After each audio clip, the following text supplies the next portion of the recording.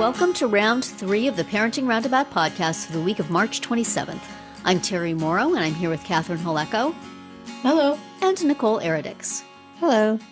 We're moms of teens and young adults, and when it comes to parenting, we've been there, done that, bought the t-shirt. But we're still waiting for that day when we'll reach the finish line and have no further need to lay down in a dark room with a wet rag over our eyes, worrying about something or other.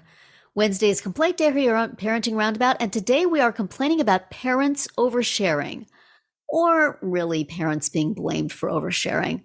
It really comes down on Gen X parents, of which I am one. Gosh, you guys are young. All right, so we got an email about this survey that was done by, well, the website it's on is called Secure Data Recovery. And it's about Americans' privacy may be at risk as people overshare about politics, kids, and bodily functions. Oh my. I get the first two, but okay. Never mind. But he goes on to talk about the key findings being that most people, that would be 75%, think that most parents overshare about their children online. 45% of Gen X parents, Catherine, raise your hand, share about their children online compared with 27% of boomers and 25% of millennials. Well, is that because not as many boomers don't have kids at this point to share stuff about? That seems like an unfair stat. Yes. If I'm sharing about my kids, they're in their 30s, so it's not quite the same, but anyway, of our respondents who are parents, 68% report sharing pictures or making posts about their children. Nearly 1 in 3 share details every year about their child's first day of school, and 53% have reported sharing their child's birthday online. Now, I think the concern here of the people who did the survey was that if you use your child's birthday for a password and then celebrate their birthday every day, every year, then possibly somebody's going to figure that out. If you are, talking about the first day of school and you've used the name of their school as a password, that could be a problem. How the bodily functions come into this, I don't even want to know. But if you've used the name of your child's diapers as a password, so that, I mean, I can understand that as a concern, but of course, between the lines here are parents putting all this information on about your children online. Bad you, bad. And I'm not such a fan of parent shaming. I don't know. I would have been doing this if it had existed when my kids were little. And it's a particularly a sensitive thing in the disability community about, if you talk about your child's disability, it's their story, it's their life. You shouldn't be participating in it, you non-neurodivergent adult you. And at the same time, well, my entire life is wrapped up in getting them special education services and dealing with doctors and dealing with therapies and figure out what to do with them. I have no life otherwise. Right. And also, do we want to hide them? Yes, and that is you're the other proud thing. of them too. If everybody else is talking about their kid, I'm not going to talk about my kid. I'm going to talk about my kid, and that's part of my kid. And I want people to know. It's like, there's always secrecy about at school. You're not supposed to let anybody know anybody's diagnosis and whatever. It's like, but his diagnosis tells you how to deal with him. If you don't know that, you're going to just think he's a brat. I would tell people. So yeah, I have overshared in various venues, possibly not Facebook or online, but I always used to excuse it by, when I was growing up, I read Irma Bombeck and she talked about her kids and I really loved reading about her kids. And so this is just exactly the same, but it's not, because she wasn't putting pictures of her kids in her stories and she wasn't tagging them. Yeah, but she was writing for an audience of millions. That's true. She was. So she could have been making it up too, but I really enjoyed her. Is that before your time, guys? Did you ever read Irma Bombeck? I did when I was a kid. Yeah. In the newspaper.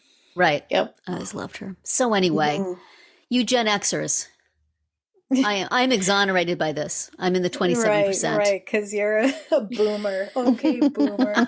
By the time there was the internet to share things on, our kids were grown. We had it easy. I don't know what's going on with the millennials, but Yeah, I mean, this is just another let's find ways to trash parents Yeah. for what they're doing, what they're all doing. I don't know if you follow or have ever read Gabrielle Blair, who's Design Mom on Instagram, and she has a blog and she's written some books, and she has a newsletter, and she posted recently about people getting all up in arms about how are these children of these bloggers and influencers going to feel when they're adults and blah blah blah. Yeah. And her thing was like, I think that they're going to feel the same way that people who weren't online and who weren't posting. Some kids grow up and they're mad at their parents, they hate their parents, whatever. And some grow up and they have a good relationship with their parents, and it's not about whether their parents were blogging about them. Yeah.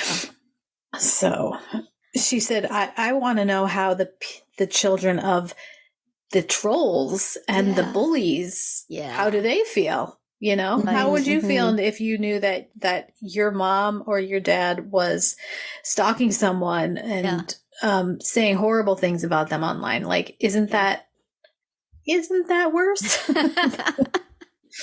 So I thought that was a very interesting point. I also wonder, I know I had a boss one time, and she was a miserable person, maybe because of this, maybe not, but she mentioned that, as I think happens sometimes in families, her older brother, there were a million pictures of his childhood, and there was nothing. Like, nobody ever took a picture of her.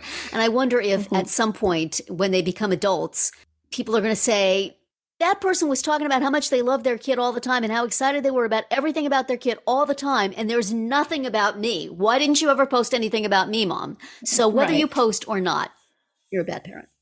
Right. Exactly. Welcome to parenting. Yeah, my sister is the youngest, and my parents had baby books, where little scrapbook type of things. And, mine has lots of stuff filled in, of course. My brother's has a few things. My sister's is completely bare, Yes. And because, 3 kids in 4 years, less than 4 years, ain't nobody got time for that. Right. So there's going to be trauma from being overshared about, and there's going to be trauma from not being shared about at all. Right. Undershared. So, yes. Right. Yes. My mom didn't even care enough to take my picture from the first day of school and post it. Everybody else got their picture posted but me. But then do you get your kids going, well, you put up a picture of them and you didn't put up a picture of me. Yeah.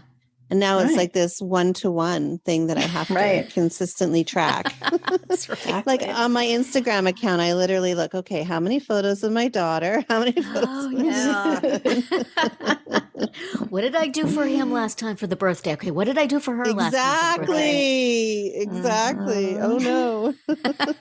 You don't want them looking back and saying, but you put 2 pictures for him and you just put 1 picture for me. You said I love you on this one and you didn't say I love you on the other. I don't know. Yeah. One of my kids could care less, but the other one might notice. Yeah. It's like you said, Terry, damned if you do, damned if you don't. Absolutely. And then Facebook could just decide to take it off. That's right. You're oversharing. We're just going to make it as if this site never existed. Oh my goodness. It is interesting, though, from the point of view of security, to think about these things, that, we do use things from our real life because they're easy to remember. And then if you're also trumpeting them on social media. Right. And I mean, if you put the name of your kid's school, are you then putting them at risk of abduction? I don't know. That's where my brain goes. Right. Here she is getting out at 3:15 from this school on this street. Here's a picture of her so you'll know what she looks like. Yes, or the first day sign, here's my teacher's name, here's what school I'm going to. You don't even think about that, because who wants to think about that? But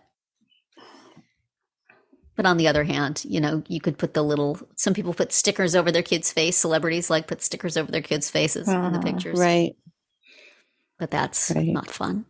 Because she's so cute. Look how cute she is. Right.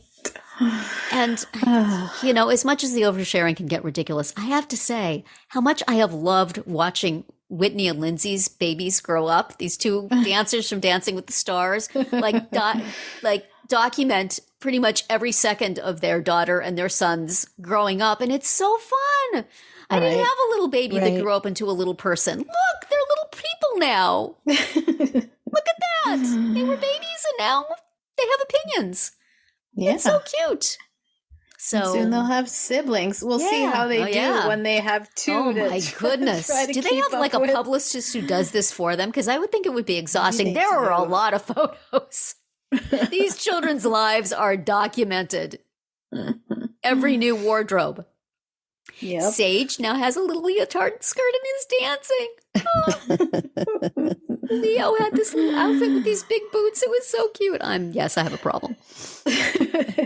Strangers, people who are strangers to me, let me see your babies. Yes. So never stop sharing, Whitney and Lindsay. Yeah. I mean, I have been reduced to teenagers that I'm just nosy about, where are they living now, or what school do they go to, or whatever. Yes. You can, even if they have a private Instagram, sometimes they do put what school they're going to in their bio. What their major is. Yes. Who they're dating. There's so much you can gain. Yeah, exactly. But don't worry. Is that what you were doing before Facebook pulled your plug, Nicole? Were you stalking young people? I was going to say, don't worry, you won't be able to see anything about my kids because my Facebook is gone. It's all gone. All those memories. See, now, and anytime they want to hold it against you, you can say, we can't go back and check. It's all gone. Maybe Facebook did you a solid. Yeah. Oh, goodness. What? Anyway. You said I posted about your first day of school and not his? We'll never know. It's gone. Who knows? It's gone. Lost to time. Oh, dear. Yes. Yeah. Anyway. Well, as long as they don't take down our massive archive of podcast episodes. Podcasts, yeah. Oh, my gosh. Plus all of our inclusive class ones. Terry. Oh, yeah. They're sort toast. Yeah. They're somewhere, though, right? They're still somewhere? They are. Okay. I think that they're with an account that probably uses Facebook to sign into. If anybody can find the Inclusive Class podcast anywhere accessible, send us a message. We're looking. Oh, now I'm really crying. Oh my gosh. Where are you? So much gone. It just keeps getting worse and worse. At some point, you're just going to relax and just get off the internet altogether. Yeah. Go back to reading books and, gardening and taking care of cats. Sounds like a plan. Your cats would approve of this. You had me at cats. They're like, we think you should spend less time on Facebook, so we're just going to delete your account. Okay, Mom? The power. Seriously, they wield a lot of power in this house. I wouldn't be surprised. Did we do that? Oops. Yeah. Oh well. Oh no. Well, we'll wrap it up for today. Yeah. Sounds good. Tune in tomorrow when we'll obsess about what makes us feel like good moms. And then on Friday to see what we've come up with for our Roundup picks this week. Find all our episodes at parentingroundabout.com and talk back in the comments there, on our Facebook page, or on Twitter, where you'll find us at Roundabout Chat.